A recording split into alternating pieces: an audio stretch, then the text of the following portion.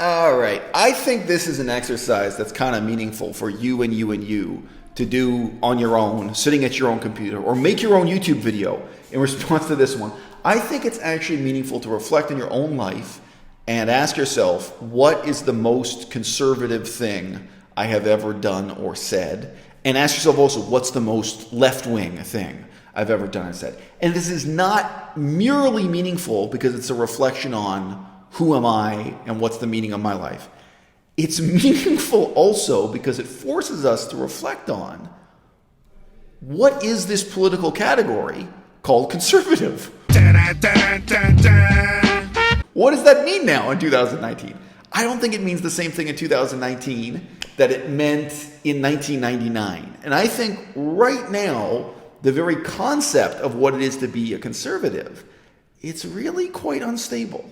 It's really quite volatile and shifting, even if people who are like political insiders within that category, they may not have any clear plan or vision of what this is supposed to be or become in the future, but that can make it all the more unstable, right? I don't consider myself a conservative. I would never describe myself as conservative, but I know there are reasons why other people sometimes describe me as conservative. And it's sometimes because, I'm in the middle of a political movement where people share the ideology of John Sakar's. Capitalism ain't working. There are problems we gotta stop shirking. It's time for post-capitalism. Yes, comrades. Money isn't even real. It's imaginary. We're destroying the biosphere, something that's real, for money, something that's imaginary. That makes zero sense. But we are not okay, despite what capitalists say. People work at jobs all day when they would rather play. John Sakar is the bad stereotype of the anti-capitalist fool.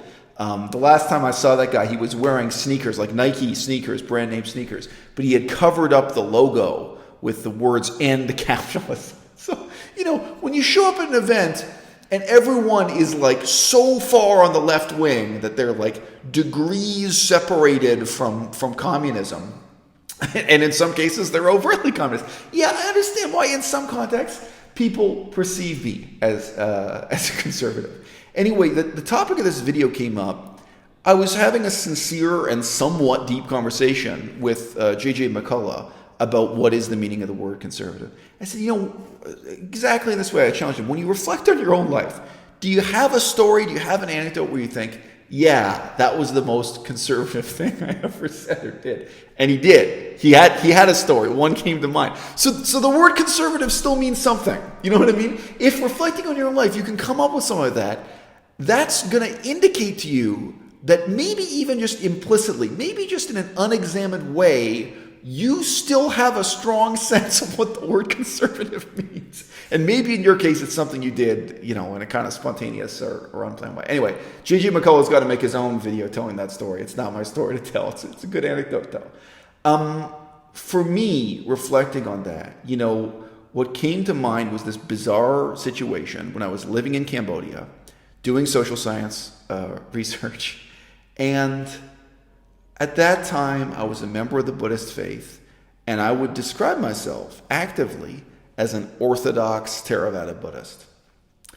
And a lot of people here in the decadent West imagine that Buddhism is a tremendously liberal and liberating religion. Well, it is if you were born Muslim. If you were born Muslim and you convert to Theravada Buddhism, you'd find it very liberal and liberating, no doubt. Probably if you were born conservative Jewish, conservative Catholic, what have you.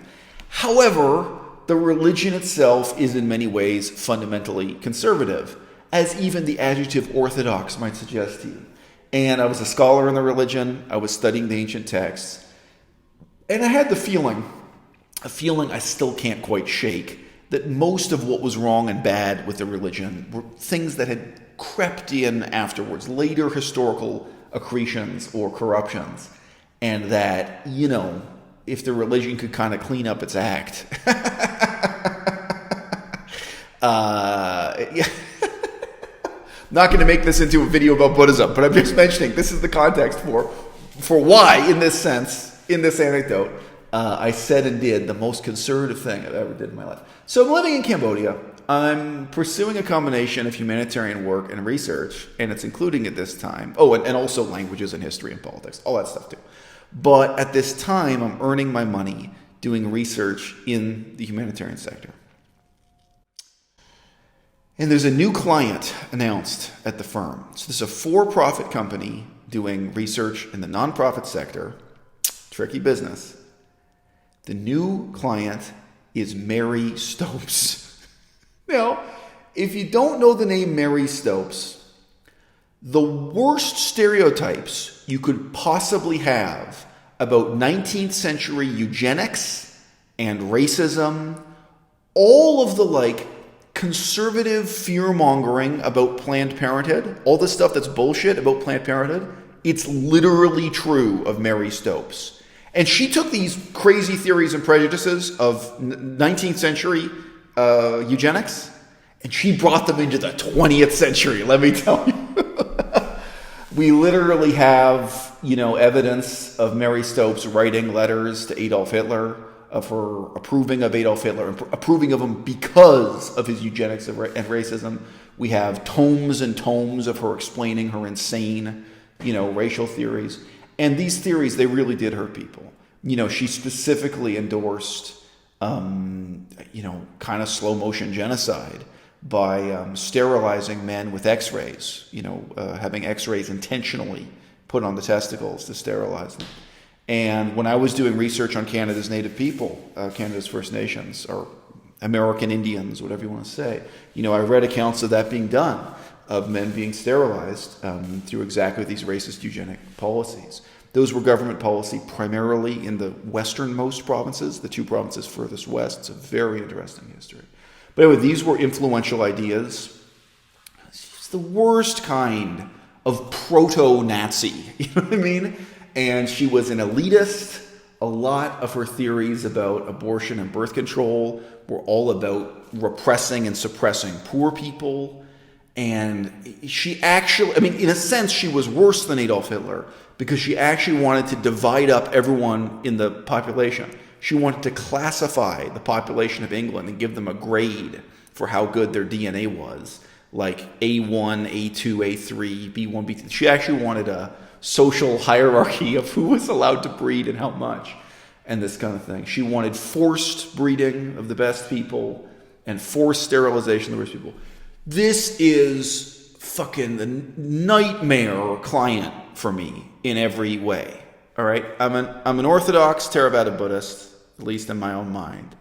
Genetically and ancestrally, I'm Jewish. I'm not a member of the Jewish religion. So my family has a direct connection to the horrible history of, genocidal eugenics theories of this kind. And I'm Canadian. I'm from Canada. I grew up in the ashen remains of the tragedy of Canada's own slow motion genocide that very much included these same British Empire eugenics theories and themes. And I'm at the office when this comes in. Okay, the new project is this, and we're gonna have a small meeting. There were 4 people at the meeting to talk about this new client, this new project. And I go through the internet really quick because I've got to double. This isn't something I've studied intentionally. Going through it's like, okay, I better double check what I think I know about Mary Stopes, this foundation, and its the history of the Eugenics Society. I think I went to archive.org, and I'm looking at a digitized archived photograph of the letter she wrote to Adolf Hitler. All this horrible stuff out of her personal life and horrible racist theories. And when you're looking at like a photograph of the first printing, whether you're seeing the real document. I go to this meeting, and this is the most conservative thing I've ever done. I said, look, guys, I'm an Orthodox Theravada Buddhist, okay? I see my future and my career as being a scholar in that religion, as doing humanitarian work in that religion, as working with Buddhist monasteries and working with Buddhist monks and this stuff, this is what I see in my future, okay?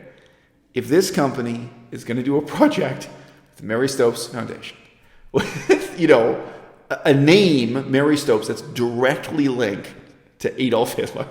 It's directly linked to eugenics and racism, and it's not just abortion as a vague concept here. This is really loaded. My name can't be on it. Okay, I can't have my name on any of these projects. I can't be involved. I can't be part of authoring this report or doing this research. As I know, look, I'm not going to walk out of the room or something. I'm not going to protest. I'm not going to obstruct you. But like you guys, you have enough researchers in this company. Assign somebody else to it because my name can't be on it. And that was a real conservative moment. And everyone in the room was like, "Whoa!" I remember there was one guy in the room. He had a PhD. At that time, he was cheating on his wife with a Cambodian prostitute. And it was the most expensive kind of Cambodian prostitute. It was a karaoke singer. I never met her, never saw her. Within like a week of us having that conversation, the prostitute, maybe she phoned his house or something. Somehow, his wife discovered the prostitute. His wife packed up and left that night, destroyed his marriage. His whole life was ruined. Really, the particular circumstances were terrible. He was living his, ridiculous, self-indulgent life. I remember this guy who's sleeping with the prostitute. He was an Australian with a PhD in psychology. He'd just finished his PhD. I think he hadn't actually received the paper yet. He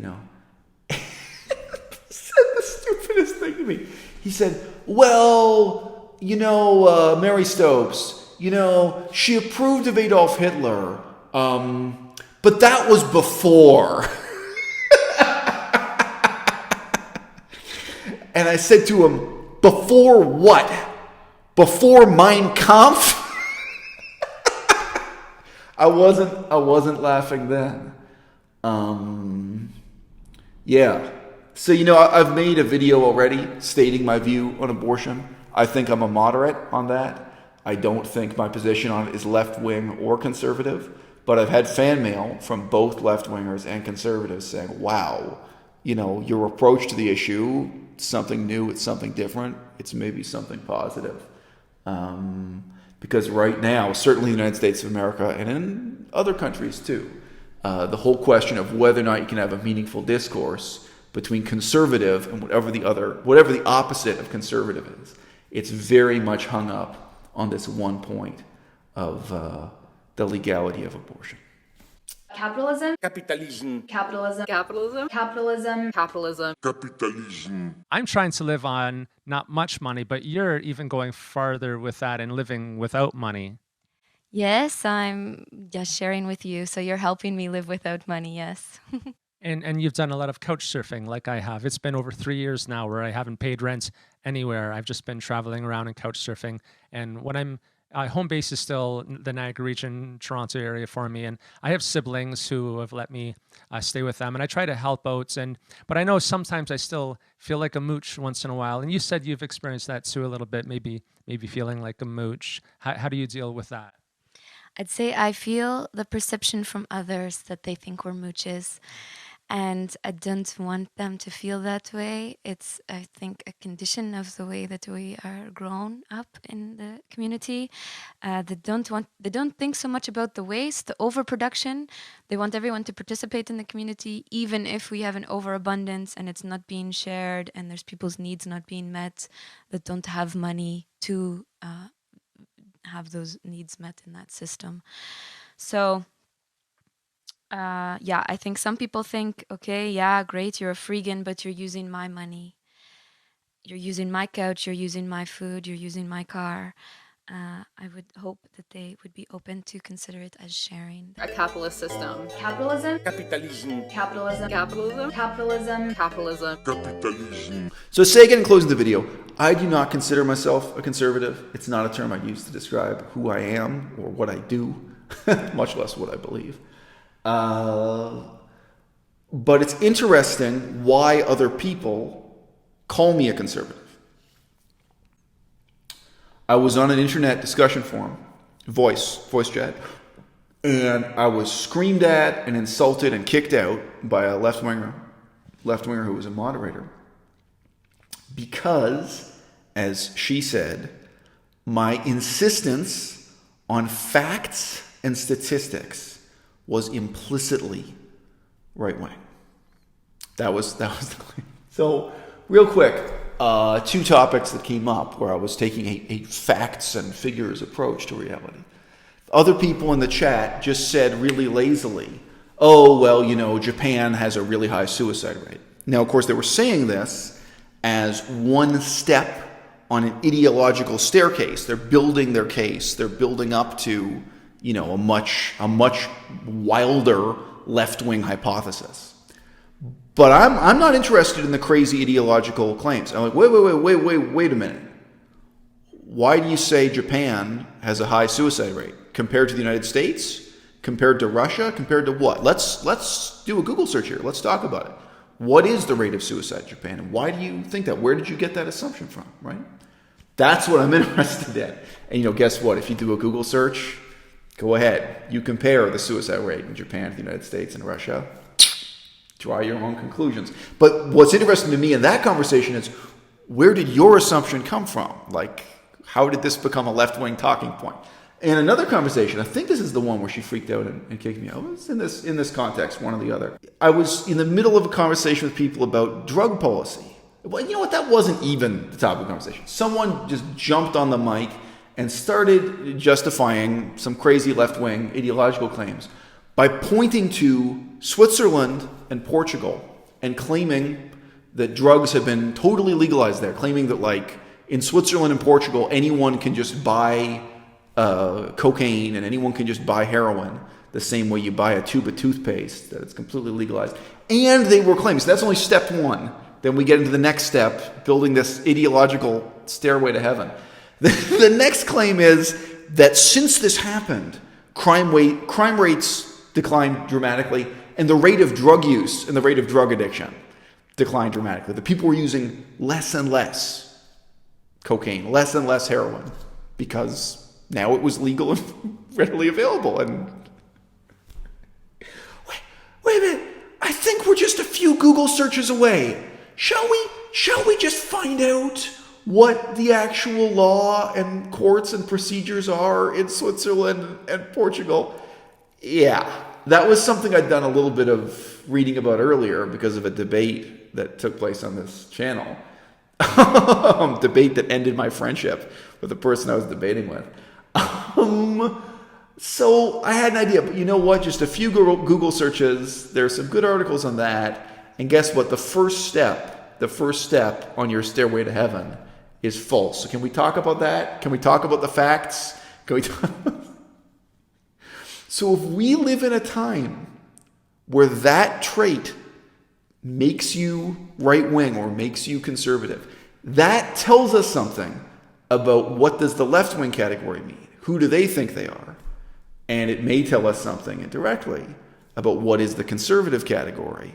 Who do they think they are? Or who now, in the next 10 years, is going to migrate over to that category and start creating a new idea of the future, because they have no other place on the political spectrum that they can be. I mean, really, people like to disrespect my crew, but the fact is that you know my name and I don't know you.